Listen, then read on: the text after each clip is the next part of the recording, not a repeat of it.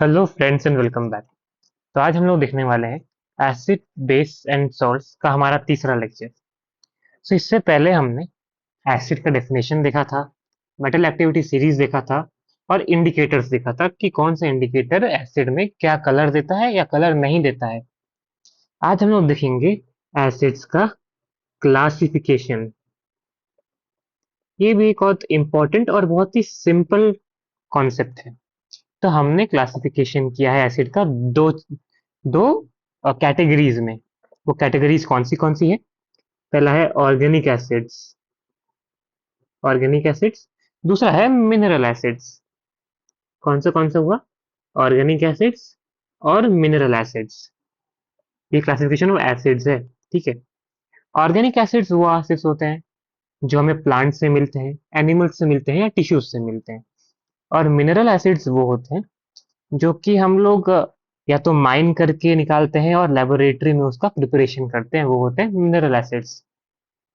अगर organic acid के बारे में हम लोग डिटेल में पढ़ें, ऑर्गेनिक एसिड्स, तो कुछ इसके एग्जांपल्स बताओ तो। इसका सबसे मेन एग्जांपल्स है एसिटिक एसिड। एसिटिक एसिड ये बहुत ही कॉमन एग्जांपल है, इसको याद रखना। इसका फॉर्मूला होता है CH3COOH। ठीक है। ये कहाँ मिलता है? ये मिलता है विनेगर में। कभी भी आप किसी चाइनीज स्टॉल में जाओगे तो देखोगे विनेगर उसमें ऐड किया जाता है उसका टेस्ट इनहेंस करने के लिए। दूसरा है फॉर्मिक एसिड। फॉर्मिक एसिड भी एक ऑर्गेनिक एसिड है। इसका क्या फॉर्मूला होता है?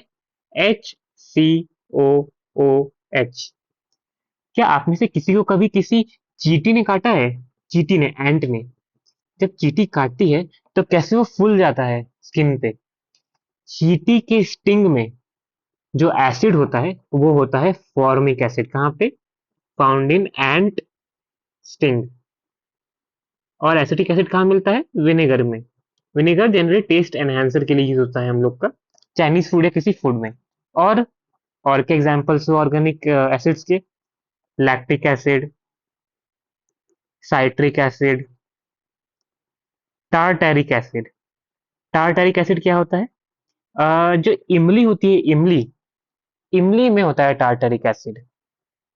के लैक्टिक एसिड हमारे बॉडी में बनता है। साइट्रिक एसिड कौन सा? लेमन या संतरा, इस सब में जो साइट्रिक एसिड होता है। और टार्टरिक एसिड जो इमली में मिलता है। ठीक है। एक कॉन्सेप्ट बहुत इंपॉर्टेंट है जो याद रखने के लिए, कि ऑर्गेनिक एसिड कुछ बहुत ज्यादा स्ट्रॉन्ग एसिड नहीं होता है। ऑर्गेनिक एसिड वीक होता है। ठीक है। So organic acids are weak acids. ये कुछ बहुत ज्यादा स्ट्रॉन्ग नहीं है, ये कमजोर लोग हैं ये लोग। अच्छा, क्यों होता है वीक? तो एसिड के डेफिनेशन में हमने पढ़ा था पहले कि एसिड्स वो होते हैं जो एक्वस सॉल्यूशन में H प्लस आयंस रिलीज करते हैं, जो बाद में H2O के साथ रिएक्ट करके H3O प्लस यानी कि हाइड्रोनियम आयंस बनाता है। याद रखना, जो एसिड जितना ज्यादा H प्लस रिलीज करेगा वो उतना ज्यादा स्ट्रॉन्ग एसिड होगा। जो कम H प्लस रिलीज करेगा वो कम स्ट्रॉन्ग यानी कि वीक एसिड होगा। तो ऑर्गेनिक एसिड्स वो होते हैं जो कम H प्लस आयन रिलीज करते हैं यानी कि आयोनाइज करते हैं। तो ये लिख सकते हैं कि it gives not that much, यानी कि comparatively very less number of H plus ions, give very less H plus ions. अगर इसको हम लोग किसी एग्जाम्पल से सोचे कि यार मैं कितना बोल रहा हूँ, तो अगर CH3COOH का एग्जाम्पल ले लें जो एक एसिटिक एसिड है और जो वीक है। अगर हमारे पास 100 मॉलिक्यूल्स है CH3, ये समझने के लिए है, अगर हमारे पास 100 मॉलिक्यूल्स है इसका CH3COOH का, तो इन 100 मॉलिक्यूल्स में से ना 4, 5, 3 इतने ही molecules H plus ions release करेंगे। बाकी के जो 90 या 95 यानी कि 1995 मॉलिक्यूल्स हैं CH3COOH के, वो H प्लस आयंस रिलीज ही नहीं करेंगे। वो H प्लस आयंस को छोड़ेंगे ही नहीं। तो 100 में से 4, 5 बहुत हो गया, तो 10, 10 तो बहुत ही हो गया, उतना रिलीज करेंगे। So very less will release H plus. ठीक है। एक एमसीक्यू का बहुत ही इंपॉर्टेंट क्वेश्चन है कि जो वीक एसिड यानी कि जो ऑर्गेनिक एसिड यानी कि जो वीक एसिड्स होते हैं, उनका जो सोल्यूशन होता है उसमें क्या क्या प्रेजेंट होता है। ऑप्शंस आएगा, only ions, option B only molecules, option C ions and molecules, option D none of the above. तो याद रखना कि ऑर्गेनिक और वीक एसिड, क्योंकि इसमें आयंस होंगे बहुत कम और मॉलिक्यूल्स भी होंगे, क्योंकि बहुत सारे मॉलिक्यूल्स तो आयंस रिलीज ही नहीं करेंगे। तो ऑर्गेनिक और वीक एसिड में both ions and molecules are present. ठीक है। अच्छा, इसी का उल्टा होता है मिनरल में। चलो मिनरल का एग्जांपल्स अगर हम देखें, चलो next page. If we see example of mineral acids, yes, mineral acids, तो एग्जांपल्स बताओ तो। ये वो एसिड जिसका नाम तुम जानते हो, HCl, H2SO4, HNO3, H3PO4, H2S, H2CO3। ये वो सब एसिड जो आप जानते हो इससे पहले भी। कौन से HCl कौन सा, हाइड्रोक्लोरिक एसिड। H2SO4 क्या होता है, सल्फ्यूरिक एसिड। HNO3 क्या होता है, नाइट्रिक एसिड। H2CO3 क्या होता है, carbonic acid. H3PO4 phosphoric acid. H2SO3 sulphurous acid. H2S hydrogen sulphide. अच्छा, एक चीज हमेशा याद रखना कि मैंने ऐसा बोला है कि ऑर्गेनिक मेटल्स, जो ऑर्गेनिक एसिड्स होते हैं, दे आर वेरी वीक।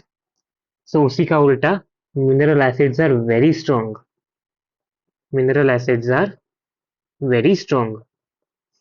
इसलिए हम बोलते हैं ना H2SO4 भाई मत यूज करो, मत यूज करो, हाथ जल जाएगा। HCl ग्लव्स पहनो, चश्मा पहनो, ये पहनो, वो पहनो, कंसंट्रेटेड मत यूज करो, डाइल्यूट करो, एक्स्ट्रा ये वो करो, because they are very strong.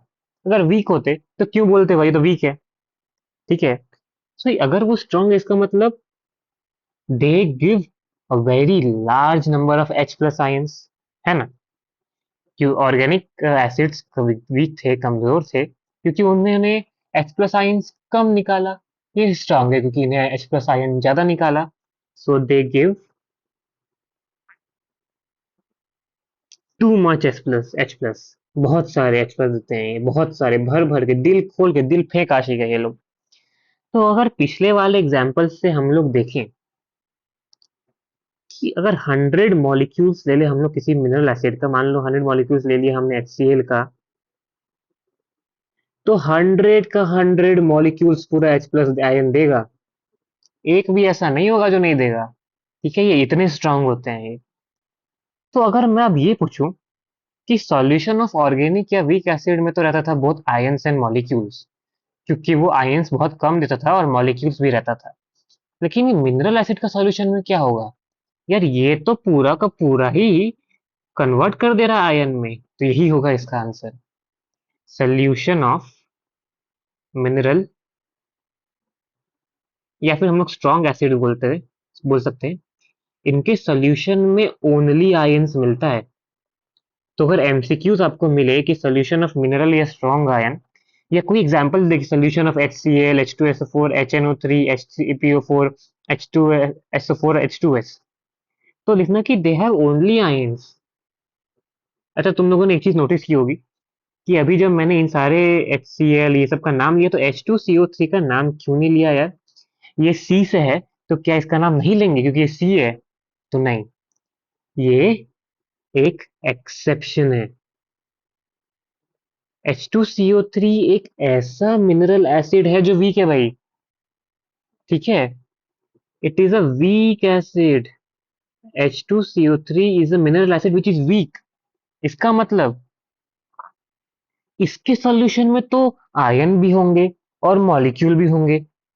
तो याद रखना कि H2CO3 is a mineral acid, but since it is weak, इसके सॉल्यूशन में दोनों मिलेंगे, ions as well as molecules. ये इंपॉर्टेंट है भाई मेरे। चलो एक बार समझ लो, बहुत ज्यादा ये रॉकेट साइंस तो है नहीं। एक और बहुत ही इंपॉर्टेंट कॉन्सेप्ट है जो हमें समझना होता है बेसिसिटी ऑफ एसिड क्या होता है भाई? ये तो बेस का होना चाहिए, जैसा इसका नाम है। बेसिसिटी, यार मेरा स्पेलिंग माफ करना मेरे को। Basicity of acid. यार एसिड्स का तो एसिडिटी ऑफ एसिड होना चाहिए, बेसिसिटी ऑफ एसिड क्या है? ये तो बेस का होना चाहिए। ये तो बकवास है। ये तो सिलेबस बढ़ाने वाली बात हो गई फालतू की। तो नहीं, इसका आप लोग कॉन्सेप्ट समझो। हमने बेसिसिटी ऑफ एसिड को कैसे बोला गया है? मोनो बेसिक बोला है, किसी को डाई बेसिक बोला है, किसी को बोला है ट्राई बेसिक भाई।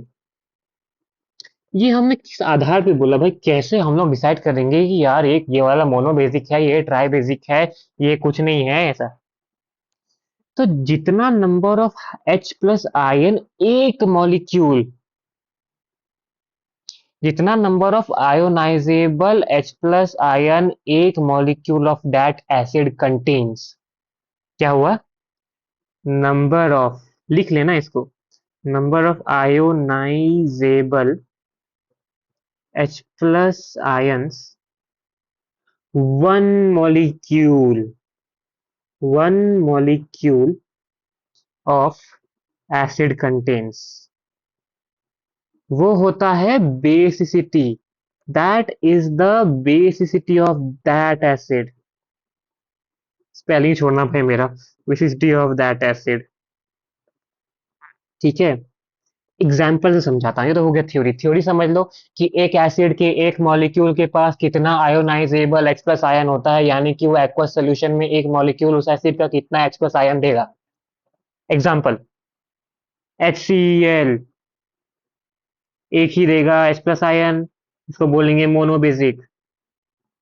HNO3 एक ही देगा, मोनोबेसिक।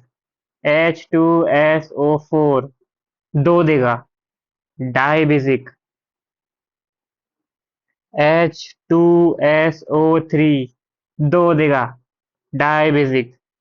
H2CO3 दो देगा, डाईबेसिक।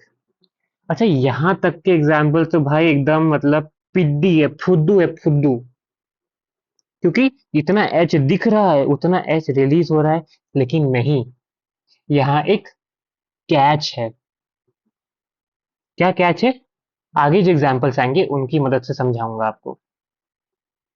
ठीक है, और कुछ एग्जाम्पल एसिटिक एसिड का कितना होता है बताओ तो?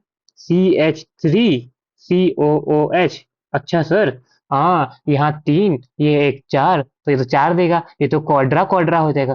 नहीं, नहीं, CH3COOH सिर्फ एक ही H प्लस देगा, मोनो।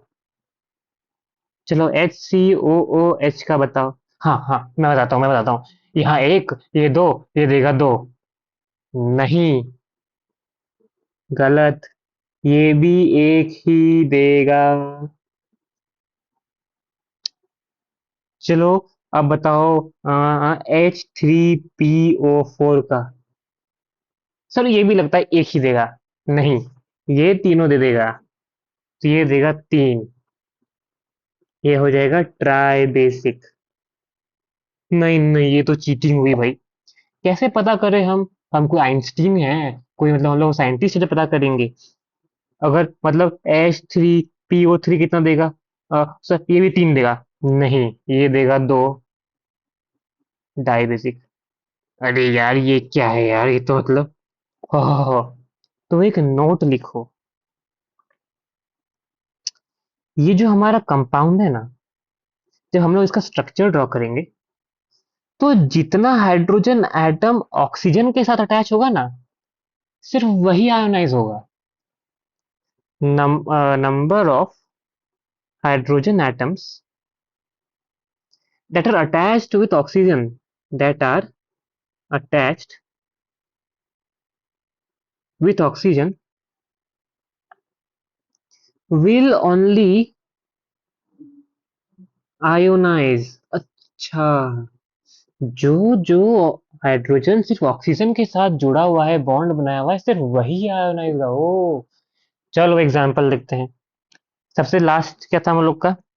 चलो, पहले H3PO4 का देखते हैं। इसमें तो तीनों का तीन आ रहा है, ये तो नॉर्मल एग्जाम्पल है। चलिए इसका एग्जाम्पल देखते हैं। H3PO4, H3PO4 का पहले हम लोग बनाएंगे स्केलेटल स्ट्रक्चर।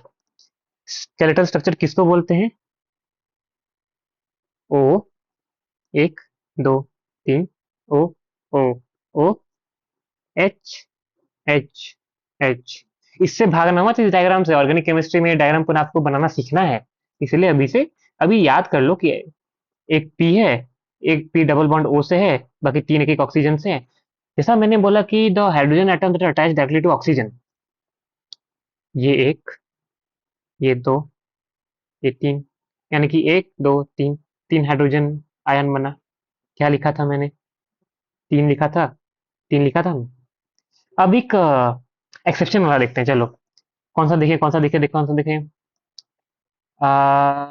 चलो, CH3COH देखेंगे। CH3COOH, ये तो मतलब एक कॉमन एग्जांपल है जो मोनोबेसिक है यार। इसका स्केलेटल स्ट्रक्चर कैसे बनेगा यार? C C, H H H, double bond O, O, H, H, H, H. अगर हम लोग को एक कॉन्सेप्ट पता नहीं होता कि जो हाइड्रोजन सिर्फ ऑक्सीजन के साथ जुड़ा हुआ है वही टूटेगा, आयोनाइज होगा, तब तो हम बोलते सर ये एक एच टूटेगा, ये एक एच टूटेगा, ये एक एच टूटेगा और ये वाला एक एच टूटेगा, तो मतलब चार वो एच बनेगा, तो ये क्वाड्रो क्वाड्रा हो जाएगा। तो नहीं। लेकिन अब हम लोग को क्योंकि पता है कि वही हाइड्रोजन जो ऑक्सीजन के साथ जुड़ा हुआ है सिर्फ टूटेगा, तो बचा सिर्फ ये वाला। क्योंकि ये वाला तो कार्बन के साथ जुड़ा हुआ है, मतलब ऑक्सीजन के साथ नहीं जुड़ा, तो सिर्फ ये टूटेगा। इसीलिए ये है 1H+ मोनोबेसिक। एक और एग्जांपल ले लेते हैं, चलो। कौन सा ले ले? HCOH ले लेते हैं। HCOH, HCOOH, C double bond O, H, O, H.